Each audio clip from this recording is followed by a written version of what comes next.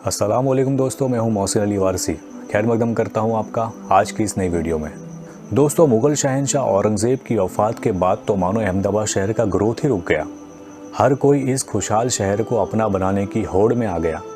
दोस्तों, इस वीडियो में आपको बताने वाला हूँ कि कैसे मुग़लों के हाथ से अहमदाबाद शहर को मराठों ने अपने कब्ज़े में ले लिया। तो चलिए वक्त को ज़ाया ना करते हुए जल्दी से वीडियो को शुरू करते हैं।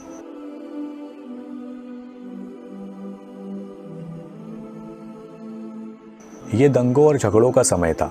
सन 1729 में शहर पर फिर से नए टैक्स से परेशान होकर अहमदाबाद शहर में दंगा हुआ।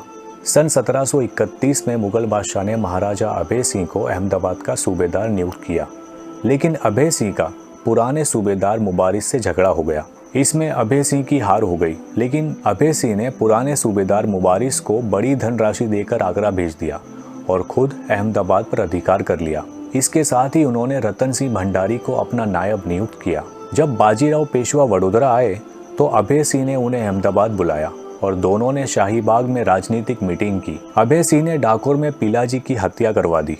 उसका बदला लेने के लिए खांडेराव की विधवा उमाबाई और उनके बेटे दामाजी गायकवाड़ ने दाताजी कदम के साथ अहमदाबाद पर चढ़ाई कर दी, लेकिन उन्हें ज़्यादा पैसा देकर लौटा दिया गया। इस समय मराठा सेना ने हज़रत मोहम्मद शाही आलम रहमतुल्लाह अलैह के रसूलाबाद को लूट लिया और उनके विशाल पुस्तकालय यानी कुतुब खाने को नष्ट कर दिया।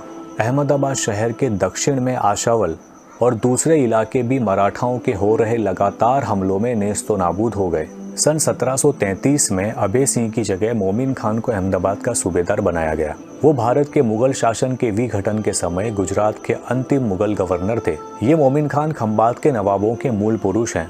उनकी कब्र अहमदाबाद के मिर्ज़ापुर में है। सन 1733 में मोमिन खान के सूबेदार बनने से अभय सिंह के वक्त के नायब रतन सिंह और मोमिन खान के बीच दरार पैदा हो गई, जिससे रतन सिंह ने शहर को घेर लिया। इसलिए मोमिन खान ने मराठों से मदद मांगी। मराठा लश्कर ने शहर पर तोपें चलाई, जिसमें शहर को पहले कभी नहीं हुआ ऐसा भारी नुकसान उठाना पड़ा। ये सब देखकर खुद मोमिन खान को मराठों की मदद मांगने पर पछतावा हुआ। जब शहर मोमिन खान के हाथ में आ गया तो अहमदाबाद शहर के दो हिस्से हुए। खानजान से जमालपुर, आष्टोडिया, रायपुर वगैरह का आधा अहमदाबाद का हिस्सा मराठों के पास आ गया। मराठा लश्कर ने शहर की मुस्लिम आबादी को लूटा और उन पर अत्याचार किया, जिसके कारण दंगे हुए और अंततः मोमिन खान की मराठों से लड़ाई हुई। सन 1739 में साबरमती में बड़ी बाढ़ आई, जिससे शहर को बहुत नुकसान हुआ। सूबेदारों की नियुक्ति अब भी दिल्ली से होती थी, लेकिन उसका अधिकार नाम मात्र का था। लड़ाई, घेराबंदी, लूटपाट और यातना के अलावा अहमदाबाद में इस दौरान उल्लेखनीय कुछ भी नहीं हुआ। सन 1744 में खांडेराव गायकवाड़ ने अहमदाबाद पर हमला किया। उस समय पठानों के मशहूर बाबी परिवार के जवा मर्द खां बाबी अहमदाबाद के सूबेदार थे। अहमदाबाद के कवीश्वर परिवार के एक मूल निवासी ने इस बाबी परिवार की कहानी बाबी विलास नामक अपनी कविता में गाई है। जूनागढ़ और राधनपुर नवाबों के परिवार इसी बाबी वंश के हैं। सन 1746 में मीरात अहमदी के लेखक अली मोहम्मद खान को अहमदाबाद में बादशाही दीवान नियुक्त किया गया। सर जदूनाथ सरकार की ये राय बिल्कुल सच है कि मीरात अहमदी के लेखक अली मोहम्मद खान गुजरात और अहमदाबाद का इतिहास आंकड़ों के साथ मूल दस्तावेजों के आधार पर लिखा है, जो हिंदुस्तान भर के प्रांतों के इतिहास में बेजोड़ है और इतिहासकार के रूप में उनका स्थान अबुल फजल से भी ऊंचा है। मराठों के समय में शहर की स्थिति, मस्जिदों, मंदिरों और कई अन्य तथ्यों को जो उन्होंने अपनी आंखों से देखा, वही उन्होंने बिना किसी भेदभाव के लिखा है। सन 1752 में मराठों ने बड़ी बढ़त बनाई और पेशवा की सेना ने कांकरिया में आकर डेरा डाला। इस युद्ध में रघुनाथ राव पेशवा भी थे। मराठा सेना ने खोखरा को लूटा।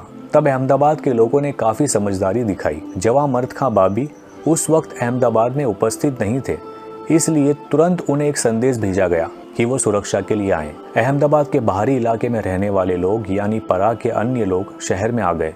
मराठा सेना के जवान जब कांकरिया में डेरा डाल रहे थे, तब जवा मर्द खां बाबी तरकीब इस्तेमाल करके चुपके से शहर में घुस गए और शहर के कोट पर चढ़े हुए मराठा सैनिकों को पकड़ लिया और उन्हें बाहर निकाल दिया। अहमदाबाद शहर पर तत्काल कब्जा न मिलने से रघुनाथ राव निराश हुए और उन्होंने शांति की मांग की, लेकिन कुछ नहीं हुआ। इसलिए मराठों ने शहर के किले की दीवार में सुराख कर दिया। दोस्तों, आपको पता है कि यही वो लड़ाई थी जिसमें सारंगपुर की सीदी बशीर मस्जिद भी शहीद हुई और दूसरी भी मस्जिदों को बहुत नुकसान हुआ था। और आखिरकार बहुत संघर्ष के बाद एक समझौता हुआ जिसमें जवां मर्द खां बाबी ने राधनपुर की संपत्ति ले ली और अहमदाबाद शहर को मराठों को सौंप दिया। 2 अप्रैल सन 1753 को अहमदाबाद मराठों के अधीन हो गया और अहमदाबाद की मुगल टंकसाल ने शाही सिक्के ढालना बंद कर दिया। शहर को पेशवा और गायकवाड़ के बीच विभाजित किया गया था, जिसमें अहमदाबाद शहर का एक दरवाज़ा गायकवाड़ के अधीन था और बाकी पेशवा के सूबेदार के संरक्षण में थे। सन 1755 में मराठों के अत्याचार के कारण शहर के बाहर के कई इलाके वीरान हो गए। सन 1756 में भारी बारिश के कारण कोट के कुछ हिस्से टूट गए। उस समय का फायदा उठाकर मोमिन खान द्वितीय ने कोड़ियों की सेना के साथ अहमदाबाद शहर में प्रवेश किया और मराठों को खदेड़ दिया।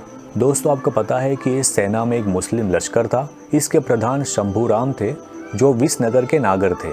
17 अक्टूबर को मोमिन खान ने शंभूराम को शहर में अपना नायब बनाया। ये सूचना मिलते ही पेशवा और गायकवाड़ की सेना आ गई। उसने कांकरिया झील पर पड़ाव डाला और नगर को घेर लिया।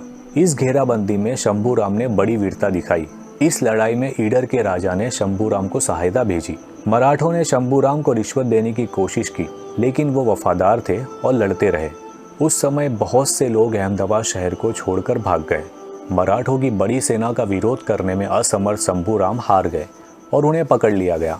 इसलिए मोमिन खान ने मराठों से समझौता कर लिया और खंबात के बदले में अहमदाबाद शहर मराठों को सौंप दिया। इस तरह आखिरकार अहमदाबाद में मराठा शासन स्थायी हो गया। दोस्तों, इससे आगे की हिस्ट्री जानने के लिए चैनल को अभी सब्सक्राइब कर लीजिए और वीडियो को लाइक और शेयर ज़रूर करना। जल्दी मिलते हैं इस वीडियो के अगले हिस्से में। आप सब अपना ख्याल रखिएगा। अल्लाह हाफिज़।